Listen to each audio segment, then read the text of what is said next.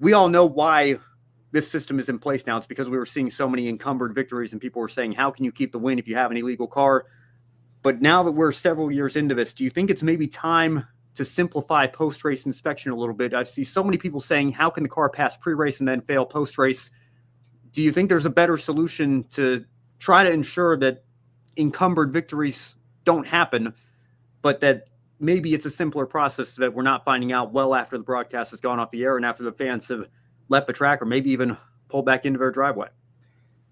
Man, this is such a big topic because it's one of those things where you really need to be there, boots on the ground, and have that, I don't know, be one of those certified inspectors with, the engineering background, the technical background. And it's a topic that a lot of race fans and media alike can say we know a lot about, but I guarantee there's so much about this and all the process that goes into it and what counts and what doesn't that are just millimeters away, or just things that are moving from the beginning of the race where you pass pre-race inspection to the end, that we have no idea of all the things that go into just the slightest of advantages, that whether they intended to do them or not, is a strict rule book that's there in place for a reason, and just the smallest of inches or millimeters that can make the difference for a car, give them an advantage, whether they intended for it to do that or not, at a place like Talladega or anywhere else we go on the calendar.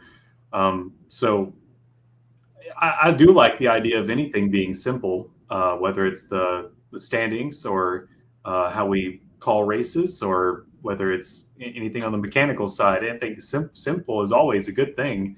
It's better for the fans that want to understand things, but when it comes to this sort of thing where it's things in the inspection line, it's getting into the realm where I really don't feel like I feel comfortable saying, oh yeah, it needs to be simpler, do it like this, because that's when it gets down to the literal nuts and bolts of things, where I don't think I have a place to say. But I mean, it would be nice for things to be a little more clear, and certainly it seems I've noticed that pattern though of, I remember one of my biggest videos on YouTube was saying Kevin Harvick's win is encumbered. Like, that was such a big news flash to come the day after, or on Tuesday or whenever it was, there from, I think it was Texas or somewhere like that. So yeah, Texas Motor Speedway, which, hey, we're going there this Sunday. But yeah, it's something that I would like to be simplified if they can, but I'm not sure if they can. But what I was going back to is I have seen this as sort of a pattern. I feel like we'll get a little stretch of races where we don't have any post-race disqualifications for a while, but it's like once we get one, like, they start coming in waves, do they not? Have you not noticed that pattern?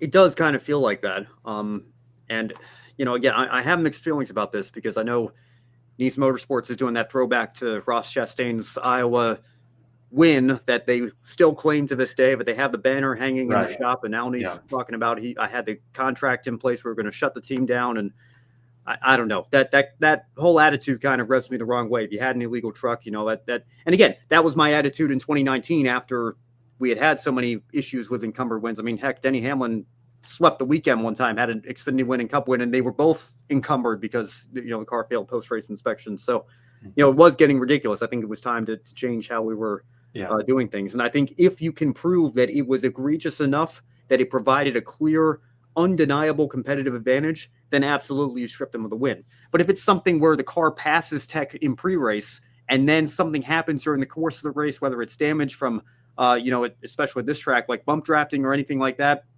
and it's an inadvertent part failure, or something comes off the car or comes loose or whatever, and it can't be shown that it provides a competitive advantage, I don't know. I feel like a disqualification, first of all, it messes with reordering the standings and everything, people having to rewrite and revise their post-race reports and things like that, and go through the implications of how the change in results impacts the rest of the entire season. I mean, my goodness, Joey Logano wouldn't be a three-time champion if Alex Bowman hadn't had that part fall off his car of a Charlotte Roval, right? So, I mean, it's just, it bothers me that we're sitting here so often, it seems like nowadays, and we think we have our stories ready to go. I mean, just go ask Matthew Bro what he had to do this weekend. And Brock Beard obviously was at the track, so he said he couldn't even start his article, but I'm sure he's planning out, who he's going to write the piece about, and then has to go and, do some more research and figure out what he's going to say, especially when it's a disqualification and impacts who the last place finisher is. I just don't, I'm with the fan base, the part of the fan base that says, how can a car be fine in pre-race and then be modified that much during the race or between the impound session or whatever the case may be, whatever the situation is. And again, full disclosure, full caveat here, I have no mechanical engineering background whatsoever. I don't know what goes into the inspection process or the nuts and bolts of these race cars or everything. I'm just speaking from a fan's perspective to know that I could leave the track, because it's always in the back of my mind. Like, if we get a cool story or an upset win, like Parker Kligerman at Daytona this year. What a feel-good story. Man, I hope he passes tech. Don't remind me, please. Spare me. I got to tell myself in my mind, like, oh, Ben, you're worried for nothing. What are the chances, right? And then, boom, of course, right?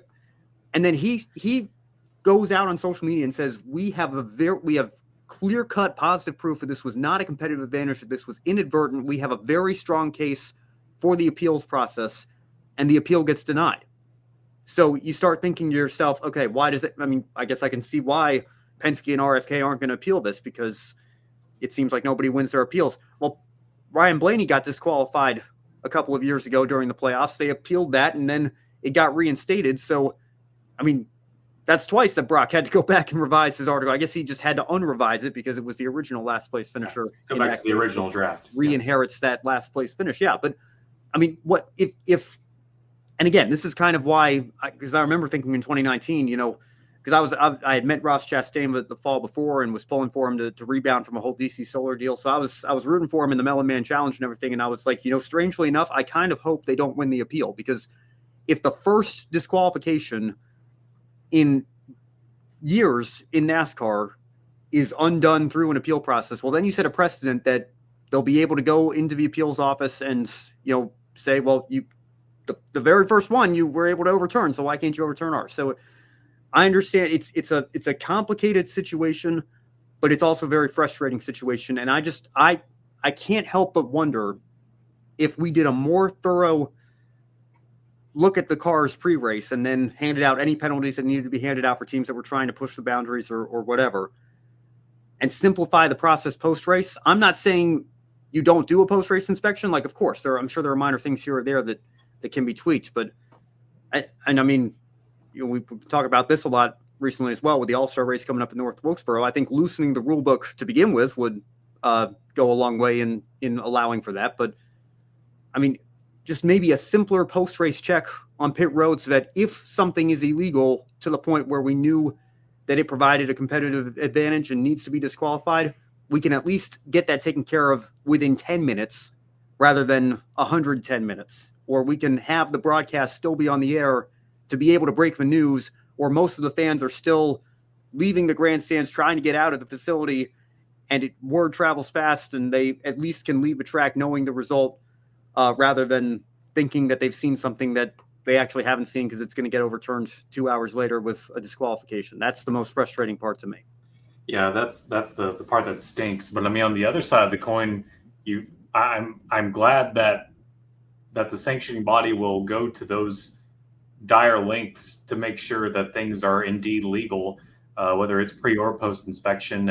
And when I see disqualifications like that, I'm gutted for the driver, but at the same time, I also am glad that some people in the back room care enough about the integrity of the sport, which in a sport where they already deal so much with questioning about their integrity as it is, and their legitimacy as a sport as it is.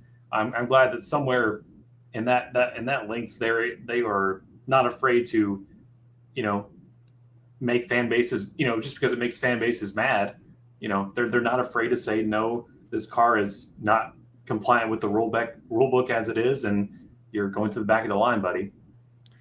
Yeah, and it does make me laugh. Anytime I hear, NASCAR favors Hendrick, or NASCAR favors Gibbs, or NASCAR has a deal with Ford or whatever. Like, Alex Bowman got thrown out of the playoffs. Yep. Denny Hamlin and I think it was Kyle Busch, right? The 1-2 at Pocono Yeah. and he won the race. He didn't get to keep the trophy. The first Cup winner in decades to, have that misfortune. Yeah, that doesn't go too good. That doesn't go too good for NASCAR social for your top level drivers getting kicked out. Yeah. Yeah. But I'm just saying, you had a Chevy with Bowman, you had Toyotas with Gibbs back then, and this weekend it happens to be an RFK and Penske Ford. So I don't think you can make that argument that like, oh, they're going to try to create a good storyline, and if somebody finishes second, then they'll DQ. Like, of course, that's all conspiracy garbage that I don't buy into. But I will just say again, speaking at it from a neutral fan's perspective, like what a story it would have been in some ways for Sammy Smith after a very difficult post-race deal in Martinsville. Granted, it was of his own doing, but regardless, I'm sure he was dealing with a lot of hate coming his way on social media and had to be hard on him as he's a young man trying to learn how to earn respect in this sport. To be able to rebound and then go win a couple weeks later, it sounds great on paper, but that's all it is. It's on paper. You bring that 8 font back to victory lane on paper, but all the photos and Jesse Love, I think, even said he's keeping the trophy, right? We came for a trophy, we're keeping the trophy, and again, I don't love that attitude either, but it does. If I'm in Sammy Smith in that scenario, or I'm a crew member for Junior Motorsports in the 8 team, like, yeah, I'd kind of, I mean, I wouldn't know if I would be able to fully celebrate this win either, because I know it counts for points and the prize money and all that, but you don't have the memories of the photos or crossing the line with the thrill of victory or anything like that. So it's just, I don't know. It's an unfortunate situation that unfortunately has become, if this were like once a year we see a disqualification, like teams are rarely pushing the boundaries, or there's not as many rules to break that you can't go past the line here, and we didn't see it as often, maybe it wouldn't be such an issue for me. But it has been incredibly frustrating these last couple of weeks to have to revise our storylines because we had to wait a whole 2.5 hours for post-race inspection rather to finish up, and that's frustrating as a race fan. That's very frustrating, and I agree that if there's anything they can do to simplify that, I would love to hear it. In supercars, if you have a loose spoiler bolt, they say that you're lucky but you didn't lose your spoiler, and have common sense about it. When you want to talk about a popular win, I remember Michael Waltrip winning his one and only truck race at Daytona in 2011, 10 years to the day of his Daytona 500 win. Very emotional victory. Half of his rear spoiler fell down. I'm sure that wasn't intentional, but I think if that happened today, Elliott Sadler would have won that race, because I don't think that truck would have passed. I think there was a points penalty or a fine or whatever. Obviously, Michael wasn't running for truck points for a championship, but I remember DW was in the booth and said, well, I guarantee you the win will stand. There might be a fine or a penalty, but the win is not going to be taken away. If that happened today, I hate to say it, but I think the win would be taken away.